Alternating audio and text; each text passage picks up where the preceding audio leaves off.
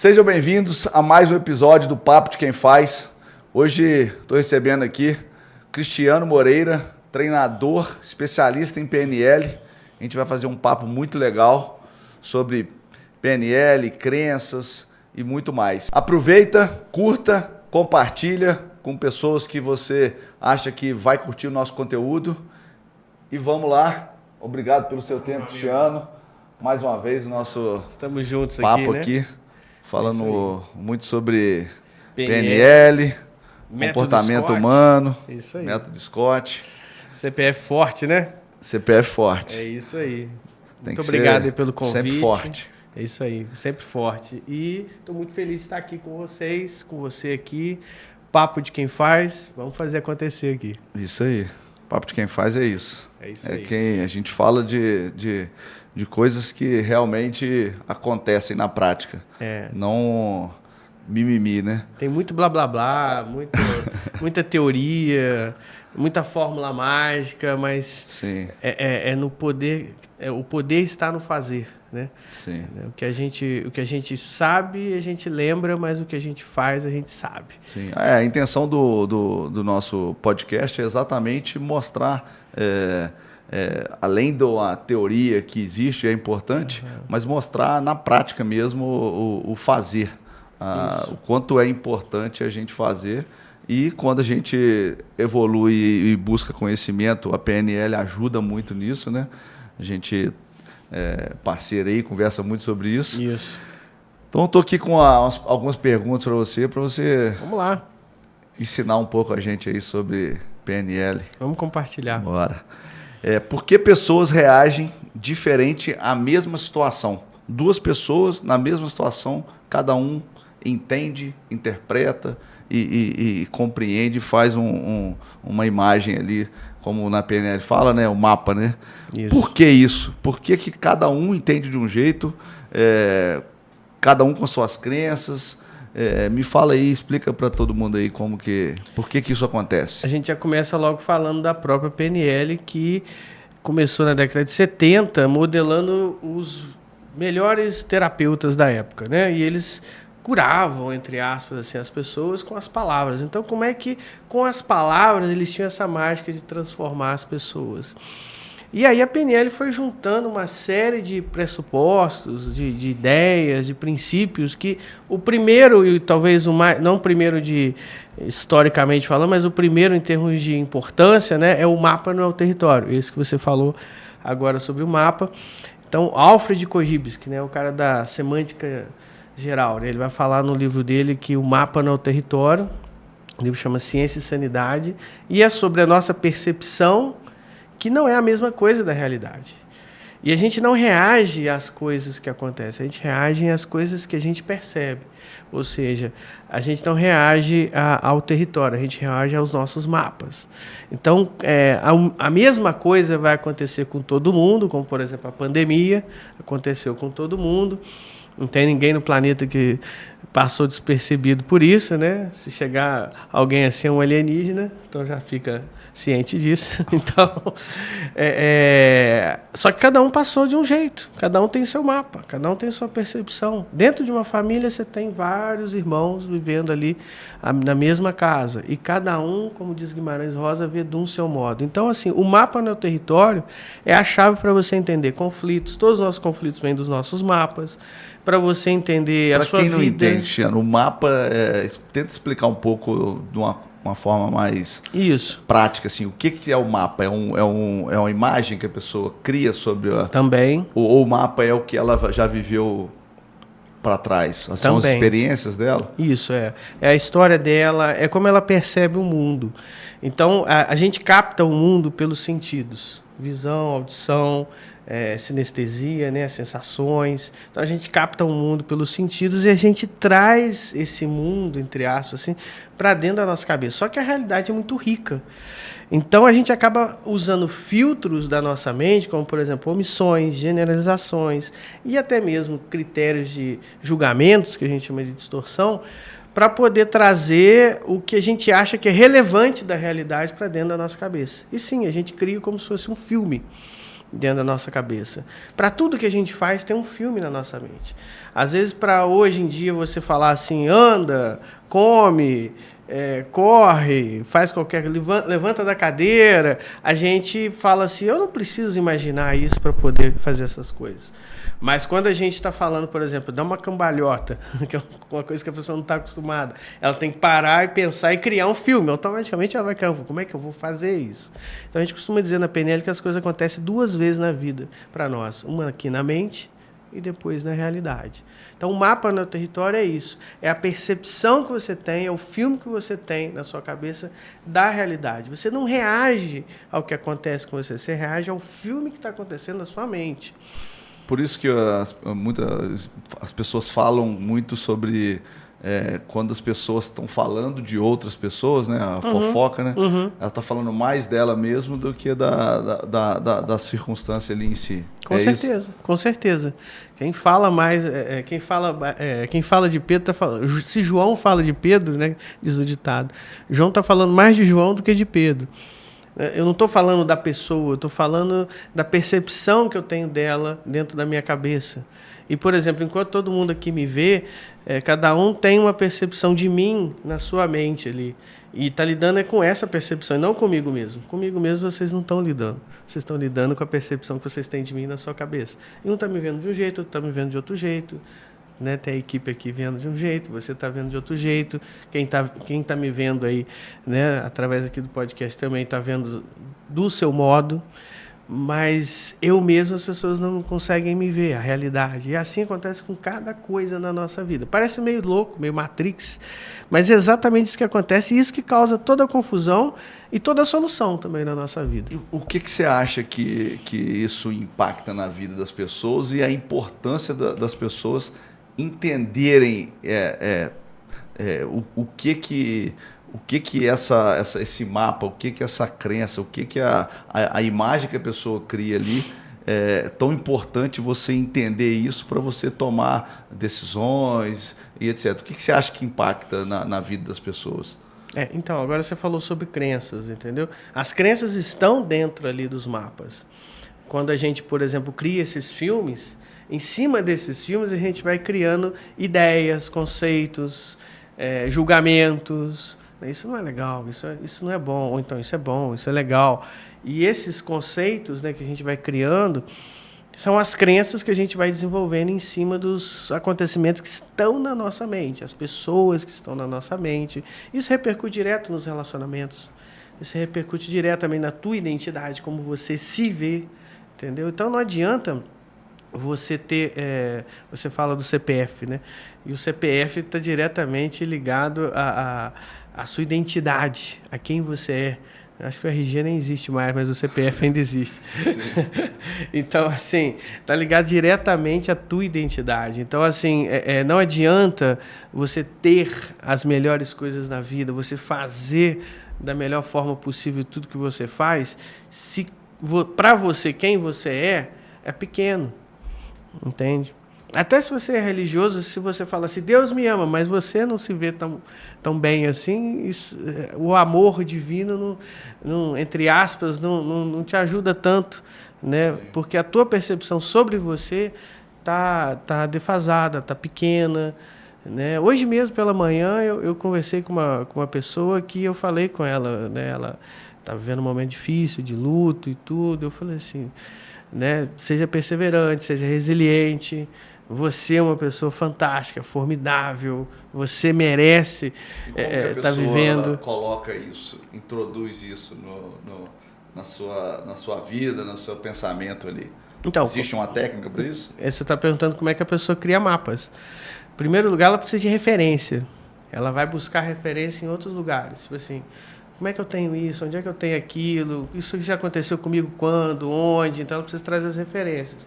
Das referências, ela cria um cenário e do cenário ela começa a transformar aquela ideia em verdade. Quando você transforma uma ideia em verdade, você acabou de criar uma crença. Uma crença nada mais é do que uma ideia, como outra qualquer. Por exemplo, Papai Noel. Né? A gente está na época do Natal. Papai Noel, ele existe? entendeu? Para o meu menino de 7 anos, ele ainda existe, entendeu? Então, assim, é uma ideia, mas que vira uma verdade para a pessoa. Isso é uma crença. Então, acreditar é você transformar ideias em verdades, entendeu? Eu acredito em Deus. Então, Deus é uma ideia e você transforma em verdade. Os mapas são criados assim. Você busca referências e transforma aquelas ideias em verdade. Aquelas ideias que estão ali no forma de filme na sua cabeça. Isso pode ser usado por nós de uma forma positiva, mas também pode ser usado por uma forma muito negativa, né? Constantemente. A gente tem que ter cuidado o tempo todo, né? Eu estou na leitura do livro O Poder do Subconsciente. Até comentei com você sobre o livro. É um livro muito interessante e ele fala ali como os nossos pensamentos do dia a dia alimentam o nosso subconsciente, né? O nosso inconsciente e como isso impacta na nossa vida. Por que isso, Cristiano? Como a PNL enxerga isso? Muito doido isso, né? Tem até teorias assim extrasensoriais sobre isso, o segredo e tudo mais. Teve um final de ano que eu fiz uma palestra em 2019 lá no Trade, né? Nós estamos aqui pertinho. E eu falei, segredos que o segredo não te conta. E fui falando um monte de coisa ali que ia desmistificando a ideia do segredo, né? Essa coisa do pensamento positivo e tal, tudo. A coisa não é tão simplória assim. Mas, quando você faz a mudança, né, de dentro para fora, do tipo assim, você começa a organizar o teu sistema, né, a mente, suas ideias, crenças.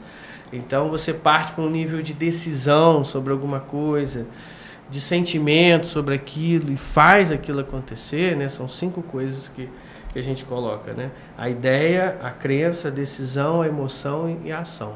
Essas 5 coisas, quando você coloca isso em prática, você sai da mente para o músculo e faz a coisa acontecer. Isso eu acho que é o poder do subconsciente. E não uma coisa mística, mágica e tudo, que pode, coincidentemente, corroborar com o viés de crença da pessoa ali, né? Porque o que a gente pensa, a gente acaba... a tendência é que a gente vai à busca do que você está pensando, do que você está querendo. Então, tem que ter, tem que ter muita preocupação com o que a gente realmente pensa, o que a gente declara no nosso dia a dia. Eu falo muito isso porque se você declarar coisas negativas, coisas ruins, palavras ruins na sua vida, no seu dia a dia, se isso se tornar uma coisa comum, vai acabar acontecendo, porque você está alimentando ali sua mente com coisas que você começa a achar normal, coisas ruins, normais. Então, se tiver que para alimentar alguma coisa, alimentar com coisa boa, né? Sim, sim. Pensamento de coisas boas para que as coisas aconteçam de uma forma que você imagina e quer, né? Sim. Porque ninguém quer nada ruim para a vida. Só que a nossa mente o tempo todo. Eu queria até te perguntar isso, por que a nossa mente pensa muito mais negativamente do que positivo? Sobrevivência. Então a gente está sempre no estado de alerta, pensando no que pode dar de errado no sentido de eu não sobreviver daqui a pouco, entendeu? Então, assim, a sobrevivência... Por isso que a gente está o tempo todo, o ser humano está o tempo todo preocupado vendo muito mais o lado negativo das coisas do que o positivo, né? Sim, em neuromarketing, né? Tem as meninas aqui todas do marketing aqui. Então, assim, neuromarketing, as 3 métricas para engajar ali as pessoas é atenção, emoção e memória. Então, a atenção são coisas negativas, logo de cara. Por isso que os noticiários estão cheios de coisas negativas. Porque isso é pré-histórico, né? A gente aprendeu a sobreviver nesse mundo. A notícia boa, ela não atrai tanta atenção como a notícia ruim, né? Não, a atenção não. Ela engaja você em termos de desejo. Mas antes do desejo, em termos de interesse. Agora, mas antes do interesse ou do desejo, tem que ter atenção. E a atenção você vem com coisa negativa. Então, assim, isso o Daniel Kahneman, do livro Rápido e Devagar, ele vai falar isso, né, em economia comportamental. Por exemplo, as pessoas querem muito mais se precaver de perder R$50, ele fala isso no livro, do que ganhar R$50. Se eu falar assim, você quer ganhar R$50, a pessoa Um pouco, mas eu quero. Não paga meu boleto. Agora, você quer perder R$50? Não, entende? Então, é muito mais aversão à perda do que a adesão a alguma coisa que o cérebro tem. Sobrevivência. E como mudar isso? Como mudar isso? Como treinar para... Consciência. Isso tudo funciona no plano automático, no piloto automático. Sim. Então, no piloto automático, esse final de semana eu estava vendo o filme do Homem-Aranha com meu menino, e tem uma cena lá do Homem-Aranha lá que o cara lá, o Dr. Strange, bate no Homem-Aranha, aí sai a alma do moleque, do corpo do Homem-Aranha. Aí sai a alma do moleque, aí ele vai pegar o objeto que está na mão do corpo lá do Homem-Aranha. O corpo do Homem-Aranha vai reagindo e não vai deixando ele pegar o objeto. Quer dizer, o corpo, ali tem uma lição que é real. Tipo assim, o corpo tem uma inteligência própria, tem um instinto próprio. Então o corpo reage. Mesmo o moleque lá fora lá do corpo, né? Aí ele volta e tudo.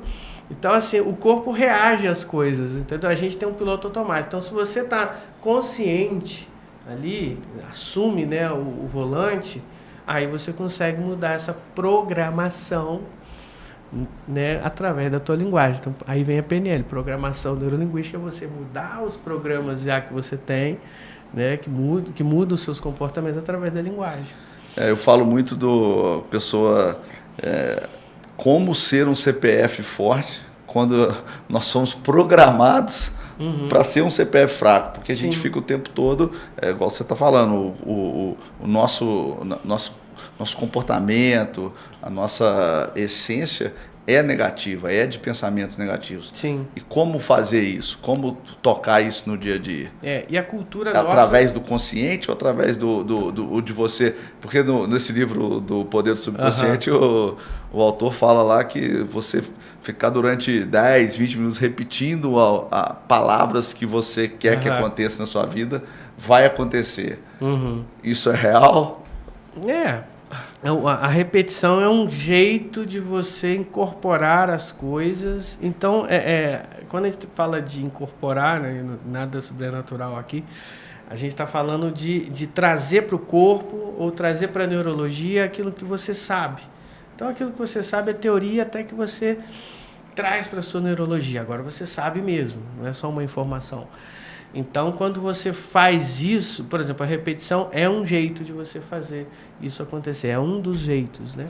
Então, o trauma, por exemplo, não precisa de nada disso. Uma vez só, sem repetição, e pá, você já sabe tudo ali que você precisa saber. Errado, mas você já sabe tudo. Você não esquece nada. Não esquece. Uma vez que aconteceu, você já nunca mais quero isso. Por quê? Porque gerou uma emoção muito forte. Gerou um estado de alerta extremo. Então, esse contexto todo gera um aprendizado instantâneo. Vai para a neurologia.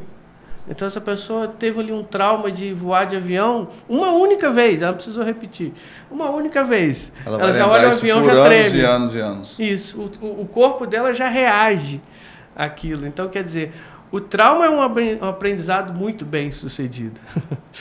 Se a gente for olhar, se a gente pudesse replicar vamos dizer, todo o processo que a pessoa usa para ficar traumatizada para coisas boas, né, a gente precisaria tanta repetição. Mas, em doses mais lentas, a repetição ajuda. Ela é rotineira e ela incorpora o hábito.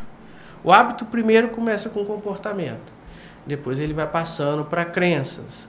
Ou melhor dizendo, para habilidades. Né? Então, o comportamento vira uma habilidade. A habilidade vira uma crença, algo que eu acredito. A crença vira um valor, algo que é importante na minha vida. O valor vira uma identidade. Agora eu sou o Éder que corre, que faz isso, faz aquilo. A identidade vira um propósito. Agora eu vou em corridas, agora eu vou em campeonatos, etc. E tal. E o propósito vira um hábito. Tipo assim, isso é o meu respirar. Entende? Então, e aí, quando o hábito vira automático, né, eu falo muito isso, quando o hábito vira automático, ele trabalha a seu favor, né? Quando são hábitos bons, né? Isso. Hábito de alimentação boa, de uma rotina de trabalho boa, uma rotina de treino e uma rotina de sono de qualidade, ele trabalha a seu favor. Como hábitos ruins também, como dependência de álcool e alguma alimentação ruim, trabalha contra você o tempo todo, né? Ele está sempre trabalhando ao seu favor, o hábito. Ainda que não seja realmente ao seu favor. Tipo assim, beber, igual você falou. O cara bebe muito. Tem uma intenção positiva ali. Relaxar, divertir, não sei o que, esquecer os problemas e tal, esquecer as dívidas. Isso é a desculpa, né? Isso é a desculpa. Mas vira vamos dizer assim, o que a gente chama na psicologia de ganho secundário. E aí a pessoa vai criando o hábito em cima dessa intenção, e se ela não preserva essa intenção de alguma maneira com outras coisas, tipo assim, eu estou comendo muito doce porque eu quero ter, sei lá, quero ter amor. Eu lembro de vovó que me dava doce quando era criança. Tem então essa eu quero ter amor. necessidade ali e vai alimentando ela, né? Então se eu descubro que essa é a intenção de eu comer muito doce, eu tenho que pegar essa intenção e satisfazer ela de outra forma, sem ser com aquele hábito, com aquele ritual. Então, a palavra no ciclo dos hábitos, a principal que você tem que prestar atenção é o ritual. O ritual é que é o negócio. Por exemplo, o ritual de comer. Então a pessoa não quer às vezes comer, ou ela não quer beber, ela quer o ritual, porque o ritual vai trazer toda aquela sensação para ela, entendeu? Aquela sensação da primeira vez que ela se sentiu bem. Mas hoje em dia, quando ela bebe, come, não se sente tão bem assim, mas ela lembra de quando se sentiu, entendeu? Sim. Então é uma coisa assim automática, e que se a pessoa tem consciência naquele momento, opa, tô fazendo ridículo aqui, entendeu? Sim. Ela acorda. Eu falo que todo ser humano tem muitos vícios, né? Tem. Não tem jeito. É comum do ser humano. Então eu falo, já que é para ter vícios, tenha vícios bons que trazem bons resultados, né? Sim. Porque viciado em alguma coisa você vai ser. Então vicia em coisas que te trazem um resultado positivo. Eu defendo muito isso. E eu falo que um CPF fraco não consegue sustentar nada extraordinário durante um longo tempo. Uhum. Porque a pessoa acaba voltando à sua origem ali anterior de hábitos ruins, referências. Ela volta à referência. Acaba te buscando isso. Uhum. Como fazer isso, Cristiano? Como você mudar os hábitos e não deixar que, às vezes, o ambiente que você frequenta acaba te puxando de volta para aquele nível que você estava anterior? Como fazer para que isso não aconteça? Aumenta o repertório. Aumenta o repertório. Tipo assim, seu repertório está pequeno. Tipo assim, meu repertório é ir para casa, é fazer isso, é fazer aquilo, é fazer aquele outro. Aí, de repente, eu inicio, sei lá, um emprego novo, um relacionamento novo. Aí acaba o emprego, acaba o relacionamento. O que você faz? Você volta para a casa, isso, aquilo, aquele outro. Você precisa aumentar o seu repertório. Você precisa expandir, fazer coisas que você ainda não fez ainda, de preferência coisas boas, né? Sim. Fazer, experimentar coisas novas, ir além daquela fronteira. Sabe aquela ideia que a pessoa tem assim, o que será que tem do outro lado ali daquele muro, sabe? E de repente é uma coisa assim interessante, boa. Fazer algo que você não está acostumado a fazer, entendeu? Por exemplo, você mesmo, eu já vi um exemplo legal seu que você fala assim, todo ano eu vou viajar para o exterior. Isso é muito legal. Eu não tinha pensado nisso, entendeu? E eu estou querendo incorporar isso no meu portfólio, eu falo que o ser humano, no meu repertório. Isso é legal. O CPF forte, o que ele declarar que vai fazer, ele vai fazer. É isso. Ele vai buscar formas e ferramentas para ele fazer, né? Mas coisas novas. Um exemplo que eu dou vou viajar. Uhum. Porque às vezes eu tenho muitos amigos que dizem, quando eu tiver com a minha vida estabilizada, que eu tiver com a minha empresa extremamente organizada, quando isso, quando aquilo acontecer, eu vou fazer uma viagem para a Europa, vou fazer isso, vou fazer aquilo. Uhum. Quando, na verdade, a pessoa tem que decidir fazer. Porque quando ela decide fazer, ela vai arrumar meios para que ela conquiste e faça o que ela declarou ali de fazer. Então, muito disso as pessoas usam das dificuldades, das travas ali para poder arrumar uma desculpa, né? É isso aí. Eu brinco que é bom desculpa, não é bom em mais nada. Então, quando é para fazer, é para fazer. Uhum. Tem um amigo meu que falou, eu ainda estou na fase de treinar, fazer o esporte, sem ter prazer. Aí eu falei, cara, minha filha de 11 anos já sabe que tem que fazer, tem coisas que você tem que fazer, não é pelo prazer. Tem que fazer porque tem que ser feito. E ponto final. É rotina, disciplina, e pega e faz o que tem que ser feito, até virar automático. Então, quando eu falo que o CPF forte, quando eu falo CPF forte, eu falo com a pessoa quando ela está forte emocionalmente, mentalmente, espiritualmente, ela entende isso, que ela tem coisas que ela tem que fazer, que precisam ser feitas, e quando ela tem disciplina para fazer, ela vai colocar isso na vida dela até que isso se torne automático. E aí passa a não ser um problema a mais. Quando você incorpora isso na sua vida, no dia a dia, hábitos bons, uma rotina boa, isso se torna automático, acabou. Isso tem algumas peças neurolinguísticas que existem dentro do que você falou aí. Por exemplo, motivação é uma coisa muito legal, mas que te abandona na hora que você mais precisa. Tem até um vídeo que saiu, tem até um vídeo que viralizou há pouco tempo agora, que é no longo prazo eu ganho. No longo prazo eu venço, porque o motivado rapidinho ele desiste. E força de vontade é igual o celular com a bateria viciada, entendeu? Rapidinho acaba também. Sim. Então você precisa ter decisão. Essa coisa da decisão, entendeu? Igual você falou, cara, vou sem vontade e tudo. Isso é fundamental. Agora, tem umas peças que ajudam muito. Por exemplo, uma que você falou aí na hora que você estava se expressando tem que fazer. Então, se eu trocar o operador modal, que a gente chama assim na PNL, de possibilidade por necessidade. Sim. Uma vez eu estava passando de BH para cá, estava com 2 parlamentares dentro do carro. Aí eles falam assim, como é que pode, né? Esse pessoal que acorda às 5 da manhã para vender na quitanda no meio da estrada, e 5 da tarde eles saem, ainda tem que fazer um monte de coisa em casa, eles voltam às 5 da manhã. Como é que eles conseguem fazer isso? Eu falei assim, excelência, tem que chamar de excelência, né? Excelência, eles não têm opção, eles têm que fazer. Então o segredo para não procrastinar mesmo é você cortar as opções. Você corta as opções, não tem opção. É isso ou é isso. Entendeu? Vida adulta, né? Vida adulta. Vida adulta. CPF envolve boleto. Sim. Então, vida adulta. Ou vai pela motivação ou vai pelo compromisso. Exatamente. Então, assim, você tem que colocar o operador modal de necessidade. A outra coisa outra variável que tem é o tempo. Então, tipo assim, a pessoa pega muita coisa ali do passado e não tem muita motivação aqui no presente para fazer, às vezes, as coisas. Você tem que criar um futuro tão brilhante que seu passado fique para trás, no sentido assim, de que ele que me motiva hoje. Então, eu posso ser guiado pelas coisas do passado e viver do jeito que eu quero viver, ou do jeito que eu estou vivendo hoje, ou então eu posso projetar um futuro que eu quero e, através dele, ser motivado aqui hoje a fazer as coisas. Esse é o jeito que você está no controle. Essa semana eu fiz uma reunião matinal de toda segunda-feira, né, com o time de um dos negócios meus. E aí a reunião ela foi praticamente falando dos planos para 2026. Porque chega essa época do ano, fim de ano, todo mundo quer saber de quê? De confraternização, de festa, de recesso, de sei o quê, e para lá e tal.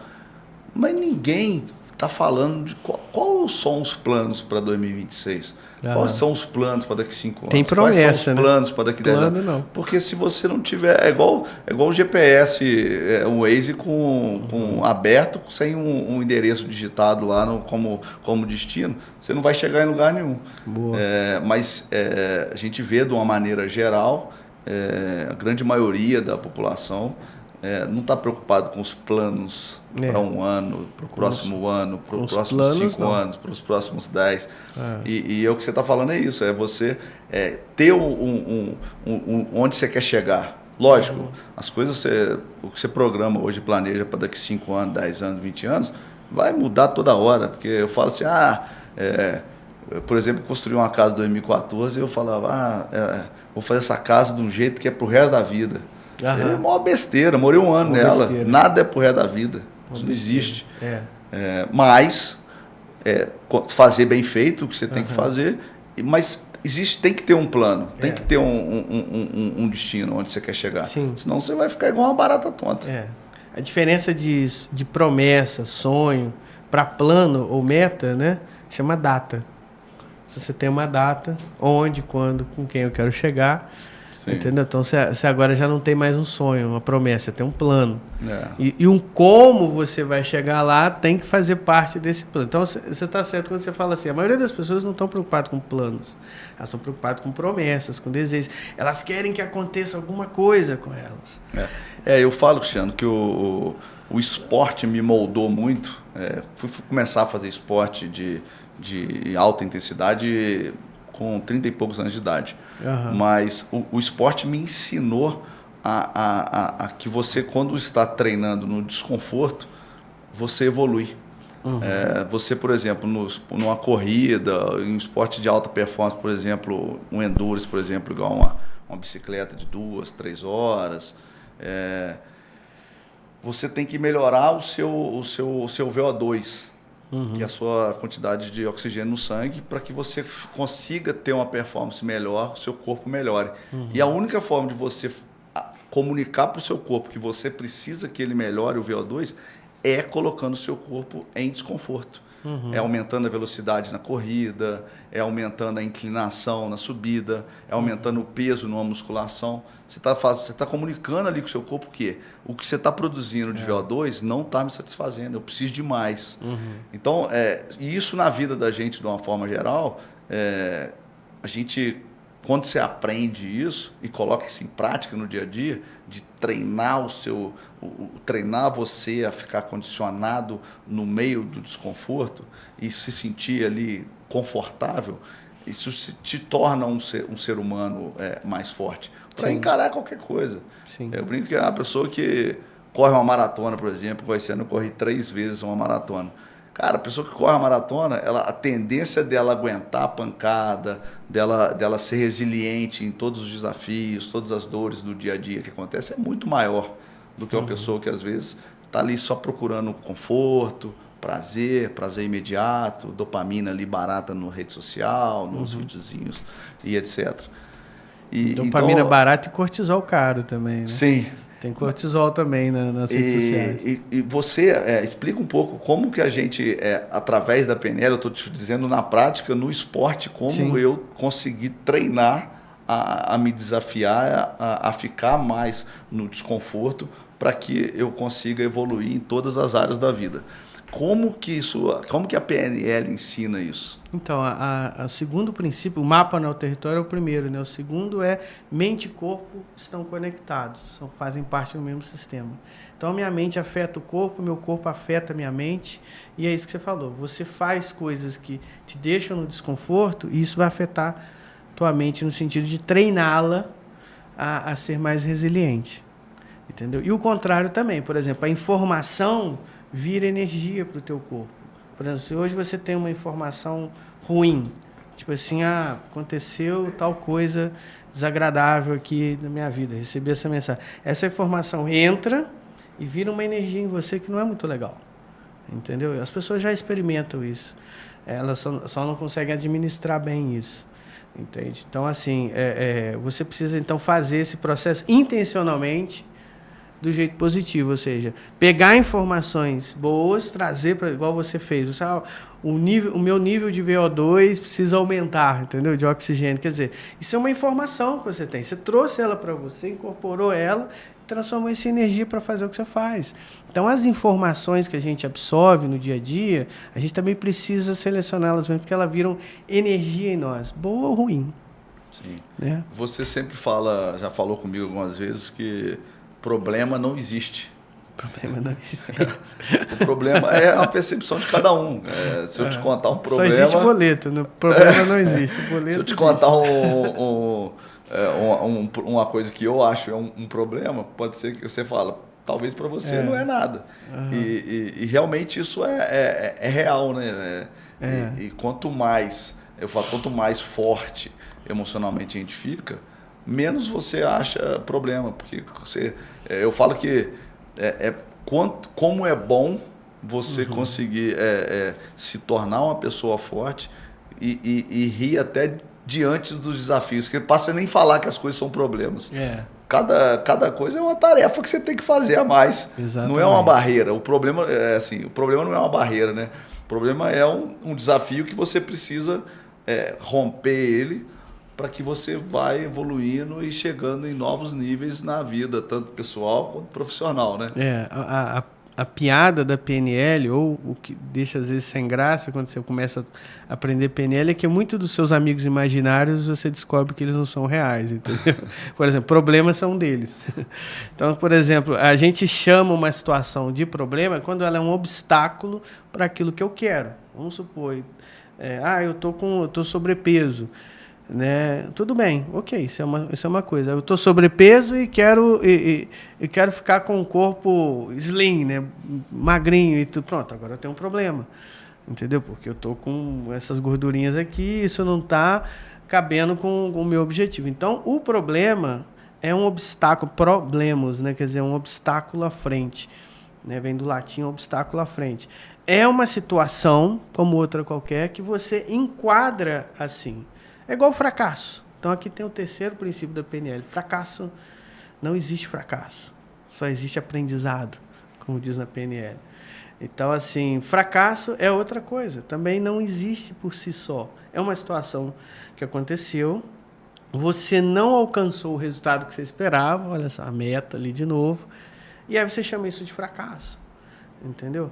Mas você pode chamar isso de várias outras coisas, entendeu? É só um nome, é só um amigo imaginário que você criou, entendeu? Essas coisas tipo fracasso, problema. A gente tem todas elas existem aqui na nossa cabeça, mas é aqui no nosso sistema. Outras pessoas também podem concordar com você, mas eu te garanto que é de uma forma completamente diferente na cabeça dela. Você está assim, isso aqui foi um fracasso, ela está imaginando um desastre. A outra fala assim, realmente foi um fracasso. Ela está imaginando uma outra coisa completamente diferente. Então, assim, ela pode até concordar com você, mas não do mesmo modo, porque essas coisas só existem na nossa cabeça mesmo. E não estou falando que não é para você falar que não existe mais fracasso, nem problema, é só para você entender que é um amigo imaginário, entendeu? Sim. É real para você, mas até onde for interessante para você. Como fazer, Cristiano, para virar isso? Consciência, de novo. Começa com a consciência. Então, de repente, você pode parar e rir disso tudo. Mas por que as pessoas, de uma maneira geral, correm da consciência? Querem fugir da consciência? É porque por isso que existe muita droga, as pessoas se drogam para sair fora da realidade que está vivendo. O álcool é muito para isso. Uhum. Como que a pessoa vira isso? Como que vira essa chave? Porque elas não aceitam. A aceitação é outra coisa muito forte. A aceitação é o estado de vida adulto. Então, nas fases do luto, o luto é uma perda, né? As fases do luto, que é mapeada, vem negação, raiva, barganha, então vou tentar alguma coisa para ver se volta, tristeza, então já vi que é isso mesmo, e aceitação. A aceitação eu estou pronto para seguir em frente, estou pronto para seguir adiante, mas as pessoas não querem aceitar. Elas querem tentar uma das outras 4 coisas e ficar firme ali. E aí cria um looping na cabeça da pessoa, é onde gera obsessão.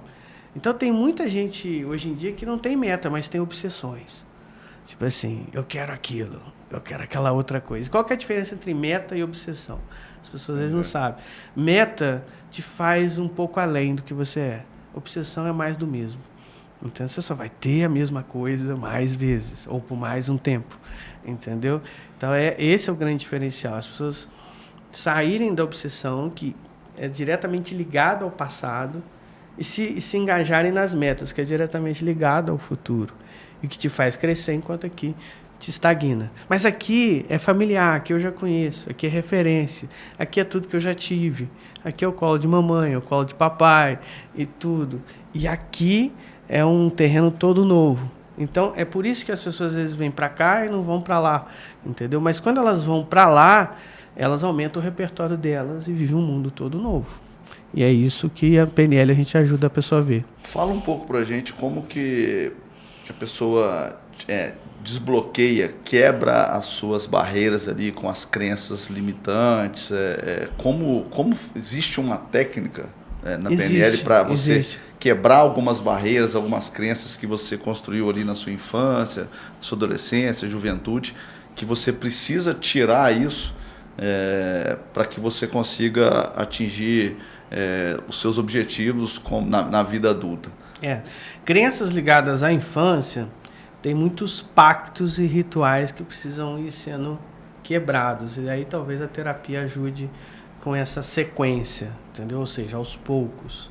Mas nada impede de ser tudo de uma vez, igual o trauma. Pá, acabou, eu tirei tudo. Mas para você trabalhar uma crença, né? A crença, como eu falei, é uma ideia que você deu o título de verdade. Então você precisa negar que aquilo é verdade.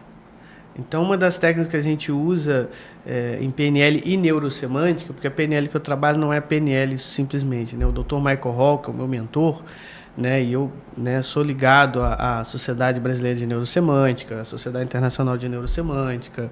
Eu sou do Conselho Nacional, um dos 5 membros da diretoria. Então a gente trabalha com sistemas assim diferentes da PNL.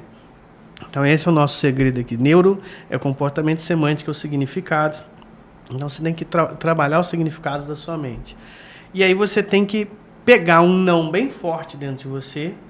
O Dr. Michael Hall ensina que são os estados prime, né? Aqueles estados assim de sim e não, por exemplo, são estados bem fortes em nós. Por exemplo, quem que ensina um bebê a negar o peito ali da mãe quando ele não quer mais, entendeu? Esse estado de não é muito já entranhado em nós. Igual você falou da sobrevivência, né? Do porquê que o negativo é mais forte. Então você tem que pegar um estado de não bem forte e dar aquele não para a crença. Tipo assim, é muito difícil ganhar dinheiro. Quase ninguém tem essa crença. Mas é muito difícil ganhar dinheiro. Entendeu? É muito comum isso no ser humano. É muito difícil ganhar dinheiro. Muito difícil ganhar dinheiro. Ter funcionário é muito difícil. Isso. Tá muito difícil. Nossa, o governo esse ano tá...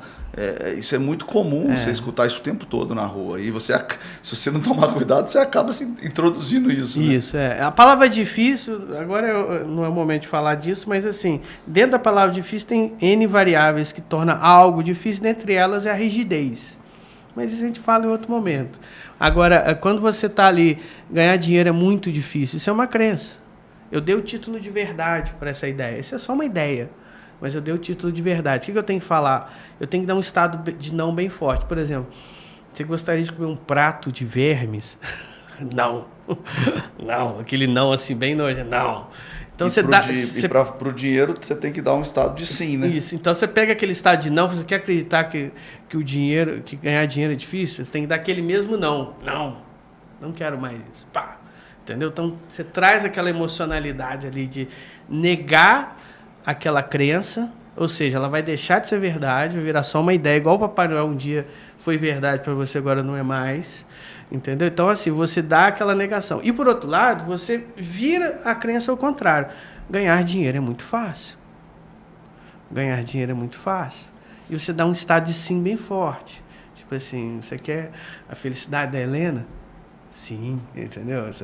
Logo você já fala assim, aquele sim robusto, então você dá aquele. Você quer acreditar que ganhar dinheiro é fácil? Sim. E as crenças são muito fortes, né, Cristiano?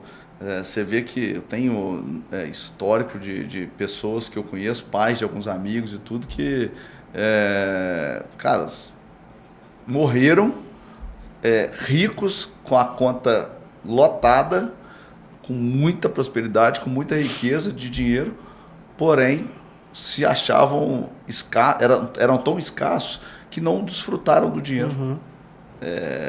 Fizeram muito dinheiro, mas morreram como pobres. Pessoas pobres podem ter muito dinheiro. Pessoas pobres podem ter muito dinheiro. É verdade. Isso tudo pela crença, né? Pessoas pobres podem ter muito dinheiro, é verdade. Sim. É o pobre rico e o rico pobre. Tem muito rico pobre, tem muito pobre rico. Porque uma pessoa que é rica, por exemplo, quando eu falo rica na mentalidade dela, ela não pensa em gastar o dinheiro. Ela não pensa em gastar. Ela pensa de uma maneira diferente da gente. O pobre, quando pensa em dinheiro, pensa, eu vou comprar isso, eu vou comprar aquilo, eu vou para um iate.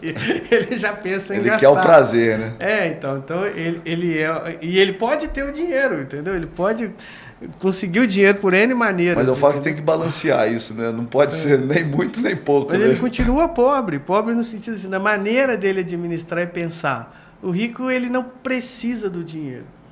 E por ele não precisar do dinheiro, ele guarda bem o dinheiro, entendeu? Sim. Ele guarda não no sentido, alguns no sentido de avareza, então esses ainda são pobres. Muita escassez, né? Mas muita escassez. E tem o pobre que é consumista, entendeu? Que vai gastar porque agora eu tenho dinheiro. E tem a pessoa que realmente é rica, que tem um relacionamento bem com o dinheiro, sem neura, sem muito demais aquilo, sem muito aquilo. Então a mentalidade dela já está ajustada. Isso é o rico.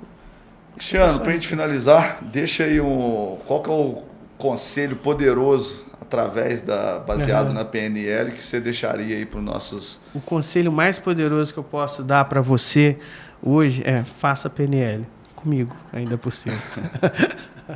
Estude a PNL. Isso. A terceira coisa que a PNL fala, quarta, né, que eu falei, o mapa não é o território, corpo e mente são parte do mesmo sistema, fracasso não existe, só existe aprendizado. Nós temos todos os recursos dentro de nós que nós precisamos, entendeu? Todos nós temos tudo dentro de nós que nós precisamos. Eu preciso de dinheiro. Ok, você tem tudo dentro de você para conseguir o dinheiro. Entendeu? O dinheiro é energia. Tem todos os recursos, está tudo disponível. Né? Está tudo dentro de você. Basta você confiar. Você precisa aprender a acessá-los, entendeu? E se você não consegue por si mesmo, faça o PNL. Eu falo muito do Stallone, sempre falava, né? Tem até um vídeo com o filho dele no filme, né? Falando que vence não é quem bate mais.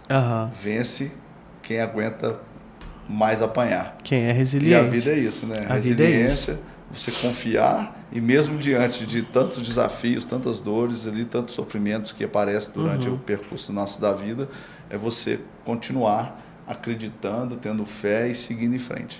Tem uma última coisa, assim, já que você falou de deixar uma mensagem final, de ter sempre a sua visão de futuro clara para você, né? Você falou aí, eu lembrei de uma história do cachorro que correu atrás da lebre, ele entrou na toca e ele ficou latindo ali na porta da toca, né? Aí os outros cachorros vieram e começaram a latir também, e ficou aquela cachorrada toda latindo. Aos poucos, os cachorros foram desistindo e só ficou um, que é aquele que viu a lebre entrar, entendeu? Então, quando você tem a visão das coisas, você fica. Você tem clareza e certeza que está ali, né? Exatamente isso. Então, essa é a mensagem que eu deixo aí para a turma. Cristiano, muito obrigado aí pelo seu papo, pelo seu tempo mais uma vez. Muito obrigado. Obrigado, eu que agradeço. Valeu, gente. Gente, esse foi mais um episódio do Papo de Quem Faz. Nós temos um papo aqui com o Cristiano. Aproveita, curta, compartilha o nosso podcast Papo de Quem Faz nas redes sociais. O nosso podcast, a gente fala e mostra a vida real. O que acontece, o que é o papo de quem faz. Até a próxima.